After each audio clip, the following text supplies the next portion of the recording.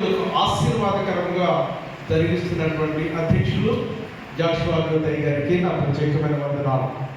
మాకు అత్యంత ఆప్తులు, మరి అపారమైనటువంటి పరిచయంలో అనుభవం కలిగినటువంటి దైవజనులు మరి సుందరరావు గారికి, అలాగే తోటి సేవకులు కూడా నా యొక్క వందనాలు తెలియపరుస్తున్నాను.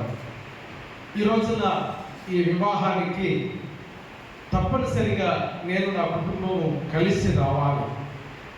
ఎందుకు బట్టి అంటే ఇస్సాక్ గారికి వారికి మా ఎడల, సేవకుల ఎడల వారికి వారి కుటుంబానికి ఉండేటువంటి ప్రేమను బట్టి తప్పనిసరిగా రావాలి, వారి బిడ్డలను ఆశీర్వదించాలి అనేటువంటి ఉద్దేశంతో తప్పనిసరిగా రావడం జరిగింది. ఎందుకంటే ఇస్సాక్ గారు కానీ అలాగే మరి అమ్మగారు గారు వారి ఇరువురు కూడా సేవకుల ఎడల ప్రేమ కలిగిన వారు, సేవకుల యొక్క మాటకు లోబడేటువంటి వారు, సేవకుల ఎడల చక్కటి ఆతిథ్యాన్ని ఇచ్చేటువంటి చక్కటి కలిగిన కుటుంబము ఇస్సాక్ గారి కుటుంబం. నిజంగా వారి యొక్క కుమారుడు వివాహం జరుగుతుందంటే ఇక్కడ అందరూ కూడా, సేవకులందరూ కూడా ప్రార్థించారు, సంతోషించామని చెప్పడానికి ఏమాత్రము సందేహం లేదని సభాముఖంగా మనం చేస్తూ ఈ రోజున రాజకుమారికి అనిలకు కేవలం 3 మాటలు చెప్తారు. మీ యొక్క దాంపత్య జీవితం దేవునికి మహిమకరముగా, అనేక మందికి మాదిరికరముగా, మీకు ఆశీర్వాదకరముగా ఉండాలి అంటే ఈ 3 సంగతులు మీ యొక్క దాంపత్య జీవితంలో జరిగినప్పుడు తప్పనిసరిగా మీరు దేవుని యొక్క ఆశీర్వాదాలను పొందగలుగుతారు. బైబిల్లో ఒక మాట జ్ఞాపకం చేస్తున్నా. ఎందుకంటే దేవుని సన్నిధిలో నేను ప్రార్థన చేసినప్పుడు, అయ్యా మరి ఇస్సాక్ గారి యొక్క కుమారుని యొక్క వివాహానికి వెళుతున్నాను కదా, మరి మీ దాసునిగా మరి నాకు మీరు ఒక అవకాశం ఇస్తే వారికి ఏమి సలహా ఇవ్వాలి, ఏమి ఇవ్వాలన్నప్పుడు దేవుడు ఒక మాట జ్ఞాపకం చేశాడు. అదే కీర్తన గ్రంథము 31వ కీర్తన 19వ వచనంలో ఉన్న మాట ఏమిటి అంటే, ఆయన ఎందుకు భయభక్తులు గల వారిని ఆయన దాచి ఉంచిన మేలు గొప్పది. ఎవరైతే ఆయన ఆశ్రయిస్తూ ఉంటారో వారి కొరకు ఆయన సిద్ధపాటు చేసిన మేలు ఇంకా గొప్పది. ఈ రోజున రాజకుమార్ అనిల కొరకు దేవుడు ఒక గొప్ప మేలును సిద్ధపరిచారు. ఆ మేలులో ఆశీర్వాదం ఉన్నది, ఆ మేలులో దీర్ఘాయుష్ ఉన్నది, ఆ మేలులో సమస్తమును దాగి ఉన్నది. ఆ మేలును మీరు ఇరువురు కూడా అనుభవించాలి అంటే మీరు దేవుని బిడ్డలుగా మీరు చేయవలసిన 3 పనులు. మొట్టమొదటిగా మీరు ఒకరి ఎడల ఒకరు ప్రేమ కలిగి ఉండాలి. ఆ ప్రేమ క్రీస్తుని కలిగినటువంటి ప్రేమను కలిగిన వారుగా ఉండాలి. ఎందుకంటే బైబిల్ చెప్తున్న మాట, క్రీస్తు సంఘమును ఏ విధంగా ప్రేమించాడో పెళ్లి కుమారుడుగా రాజకుమారుగా నీవు నీ భార్య కాబోతున్నటువంటి అనిలను నువ్వు ప్రేమించాలి. ఆ ప్రేమ ఎలా ఉండాలి అంటే శాశ్వతమైనటువంటి ప్రేమ. ఆ ప్రేమ ఎలా ఉండాలంటే దినదినము ఆ ప్రేమ పెరుగుతూ ఉండాలి. ఈనాటి పరిస్థితులు చూస్తే వివాహం అయిన తర్వాత 6 నెలలు 3 నెలల పాటు చాలా ప్రేమగా ఉంటామండి.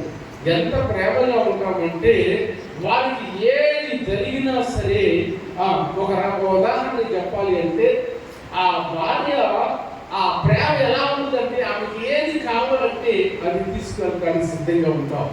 ఒక 6 నెలలు దాటగానే ఈ వివాహ వ్యవస్థలు ఎలా వస్తుంది అంటే భార్యని ఏమంటారు తెలుసా, తనకు పేరున్నప్పుడు ఏమే నీళ్ళు పెట్టావా, ఏమే అన్నం ఉండేవా అంటే కనీసం పేరు పెట్టి కూడా ఉదాహరించగా ఈ రోజున భార్యను భార్యగా గుర్తించేటటువంటి పరిస్థితులు మనం చూస్తున్నాం. కానీ వాక్యం శ్రమిస్తుందంటే భర్త భార్యగా ప్రేమించగలగాలి. ఆ ప్రేమ కలిగినప్పుడంతా ఆ దాంపత్య జీవితము దేవునికి మహిమకరముగా ఉంటుంది. ఎంతవరకు ప్రేమించాలి అంటే ఒక సందర్భాన్ని మీకు జ్ఞాపకం చేస్తాను. అమెరికా దేశానికి అబ్రహాం లింకన్ అనేటువంటి ఆయన ప్రెసిడెంట్గా చేశాడు. ఆయన ప్రెసిడెంట్గా చేయక ముందు ఆయన తల్లి చెప్పులు కుట్టుకున్నవాడు. అయితే చాలా పేదలకు ఇచ్చి అతను ఉన్నప్పుడు ఒక ఆమెను వివాహం చేసుకున్నారు. వివాహం చేసుకునేటువంటి ఆమె బహు సంపన్నురాలు, చాలా ఆస్తిపరురాలు. వివాహమైన తర్వాత ఆయనకి ఈ రాజ్యాధికారం అమెరికా దేశానికే ప్రెసిడెంట్. అమెరికా దేశానికి ప్రెసిడెంట్ అంటే మన భారతదేశానికి మొట్టమొదటి పౌరుడు రాష్ట్రపతి. అలాగే ప్రపంచం మొత్తానికి మొట్టమొదటి పౌరుడు ఎవరంటే ఎవరైతే అమెరికా దేశానికి ప్రెసిడెంట్ అవుతారో అతనే మొట్టమొదటి పౌరుడు. అంత ఉన్నత స్థితిలో దేవుడు అబ్రహాం లింకన్ను ఆశీర్వదించాడు. ఆ ఆశీర్వదించినప్పుడు గౌరవించవలసిన భార్య, ప్రేమించవలసిన భార్య, భర్తకు లోబడవలసినటువంటి భార్య ఏం చేస్తుందంటే సూటిపోటి మాటలతో మాటి మాటికి తన భర్తను వేధిస్తూ ఉంటుంది. ఎంత వేధిస్తుందంటే అనుమానపు మాటలతో, సూటిపోటి మాటలతో వేధిస్తున్నప్పుడు ఒక రోజున ఆ లింకన్ గారు ఆ ఊరిలో లేనటువంటి సమయంలో వారి దగ్గర పనిచేసేటువంటి సెక్యూరిటీ సిబ్బంది ఈమెను కనీసం ఒక సైక్రాటిస్ట్ దగ్గర ఆ మెంటల్ హాస్పిటల్లో పెడితే వైద్యులన్నా ఆమెకు వైద్యం చేస్తారనే ఉద్దేశంతో ఆమెను హాస్పిటల్లోకి తీసుకెళ్లారు. వెళ్ళినప్పుడు ఇంటికి రాగానే తాను భార్య ఇంటి దగ్గర లేదు. ఎక్కడికి వెళ్ళిందంటే అయ్యా రోజు నేను సూటిపోటి మాటలతో మాటి వేధిస్తుంది కదా, అందుకే కనీసం ఆ డాక్టర్ దగ్గరికి వెళ్తే వారంలో వైద్యం అందిస్తారని తీసుకువెళ్ళాను అంటే దానిలో నా భార్య ఇంటికి వీల్లేదని వెళ్ళి భార్య ఇంటికి తీసుకొచ్చాను.